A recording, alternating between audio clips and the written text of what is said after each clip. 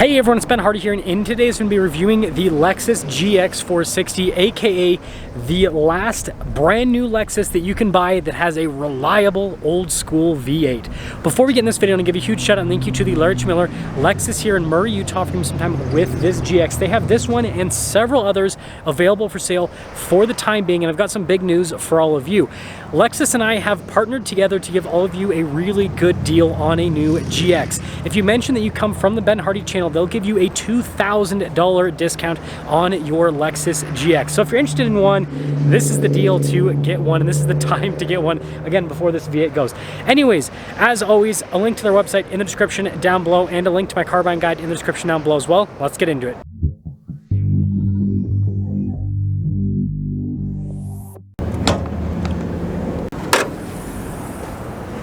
Under the hood, we have a naturally aspirated 4.6-liter V8 that goes through a 6-speed automatic transmission. Fuel economy is 15 around town and then 19 on the highway, with power outputs being 301 horsepower and then 329 pound-feet of torque. Now, before we move forward with this review, I do want to mention, if you want to see more videos just like this, then I recommend you subscribe because I post content every single day. So this particular GX is finished in atomic silver, which is such a cool color. Depending on how the light hits it determines if it looks more silver or gray.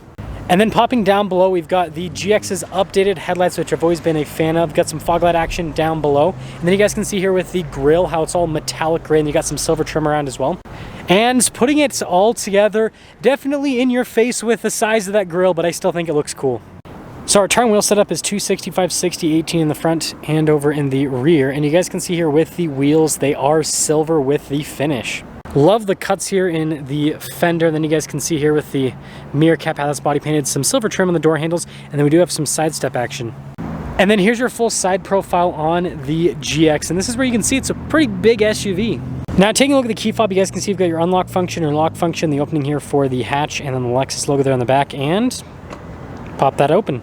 And when I say hatch, I should have actually been a little bit more descriptive of the window on the hatch. So you guys can see that you can obviously have this like little window you can open, and then you can throw stuff in from the back. I think that's always a cool thing. Now the hatch itself opens to the side, so I guess it's more of a tailgate rather than a hatch. But regardless, you guys can see that we've got quite a bit of storage space here in the back. We also have a cargo cover built in from the factory, and we've got these buttons here to raise and lower the third row. Yes, this does in fact have a third row.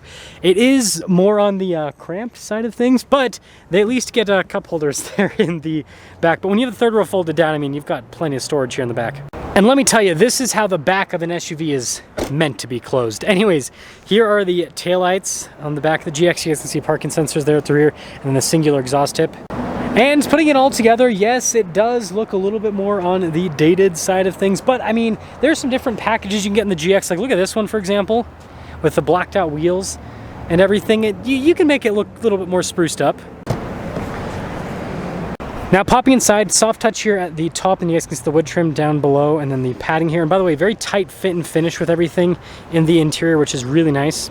And then taking a look at the seats, you can see perforated all down the center portion. Really soft here on the side, by the way. Legroom back here is really good. Got a little storage pocket. We've got heated seats here in the back. We got our own climate zone as well as some USB action down below. Of course, we've got a little slightly over-engineered cup holder armrest there in the center. And then last but not least, headroom's good. Now, taking a look at the front door panel, you guys can see soft touch here at the top, and look at the wood trim, then all of the padding down below. Memory seat function, got all of our window controls here, and then the mirrors, they do have blind spot monitoring. Now, taking a look at the front seats, you can see perforated all down the center. Power adjustments here on the side. And by the way, payload capacity is 1,315 pounds. That's really solid. We've got our mirror adjustments right here. The mirrors do power fold in. Got that for the stability control, heated steering wheel button, gas cap release. And then the steering wheel is actually power adjustable.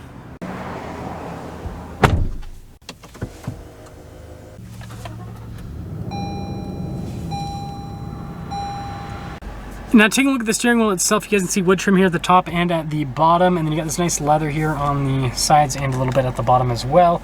Practical controls in the front, like your controls for center stack, your cruise control. You got a little stock there on the back for that too. Volume controls as well, and then you get your regular stocks there on the back.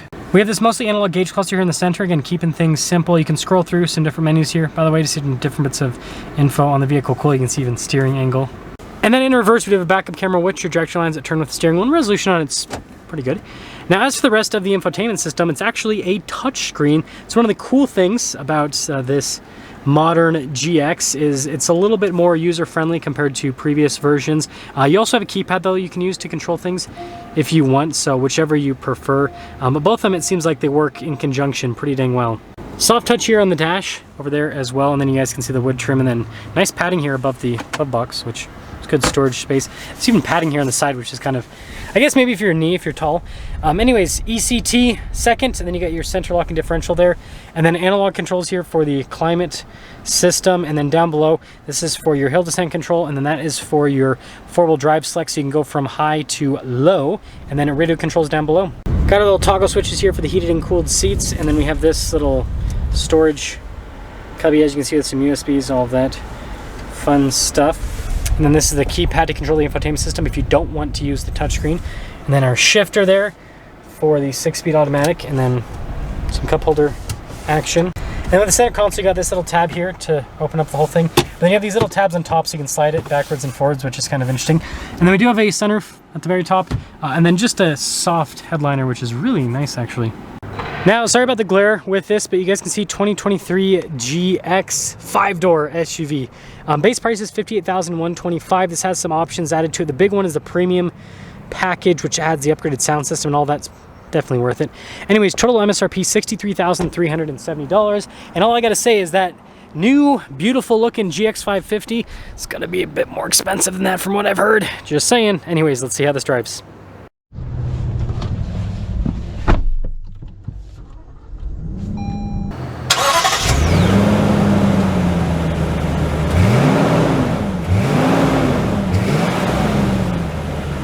Well, let's talk about visibility before we set off. Here's visibility over the hood, both of the mirrors, do a blind spot monitoring throughout the rest of the rear. And, well, Lexus GX 460 away. This is an interesting video. The reason why I wanted to put this together is this is truly your last chance to get a V8 Toyota product, right? That's brand new from the factory. The Tundra is obviously V6 now, Sequoia's V6, the LX V6. So all the other big vehicles that had V8s, they now have V6s. And so like, this is the end of the line. Obviously, I mean, I guess you can still get the Lexus L, or not L, why am I saying L? IS, well, I guess you could get the LC 500 too, but the LC 500 and IS 500 that have V8s, but those aren't big burly body on frame SUVs. So like they're important, don't get me wrong, but it's just not the same. First off, ride quality with the GX, fantastic. This has the kinetic dynamic suspension something. I missed the other S, but you guys, if you're YOTA people, you know what I'm talking about. And not only does it make it so the vehicle handles well, but it's just, it rides so well. It's really cool. Aside from that, seat comfort's amazing as well. Like, this captures something that we don't get in a lot of modern vehicles, where it's super comfortable and it just has this big tank-like feel, and it rides well. Like, this is just a vehicle that you just sit in and you just want to do miles and miles in it. And that's why people buy these and keep these for so long. Obviously, the reliability helps out with that, but the other part of it is just, it's such a comfortable vehicle. It's so easy to live with one of these, and I feel like we're kind of losing this in today's world with what they've gone for a lot of modern vehicles. And speaking of that kinetic that I apparently can't say, going over train tracks, so comfortable, so comfortable, love it.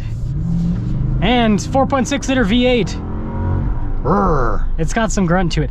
Yeah, this thing isn't fast, but here's the deal. I don't care how many turbos you strap, excuse me. Anyways, I don't care how many turbos you strap to something. I don't care how many electric motors it has. I don't care if it has a bajillion pound-feet of torque. V8s, just, you can't beat them. Like, just the grunt that you get out of this, the feel that it has when you accelerate, it's so good. There is no I can't talk today, I'm about to quit. There is no replacement for displacement. So, to cap things off here with the GX, Again, this is the last YOTA product, right? Lexus Toyota product that you can get, that's a body-on-frame SUV that has a V8 under the hood. The new GX 550 is a V6, and there's gonna be a hybrid GX. And judging on what they've released, Toyota's released so far with the new Tacoma, 4Runner, and the Land Cruiser, my guess is the GX 5, or not 550, but whatever it's called, the 6, I think it's the 600? I might be getting my things mixed up. Regardless, that is going to have the 2.4 with the hybrid. That's the hybrid of the GX, I'm pretty sure. Not confirmed, but pretty sure. So what that means is that with the new GX, you're either going to be most likely a 4-cylinder hybrid or a turbo V6. So if you want a good old-fashioned, naturally aspirated V8, this provides that. It rides amazingly well. You still have a full warranty on this, but you don't really need the warranty because this thing is reliable as it gets. And just seriously, like, just go and drive one of these, and I think that you'll like understand the appeal to this. And the other thing is, compared to a lot of other luxury vehicles in the market, this is so reasonably priced, right? $60,000 is a lot of money, but for getting a tank like Lexus that is reliable and will survive the apocalypse, 63 grand ain't all that bad. Let me know your thoughts.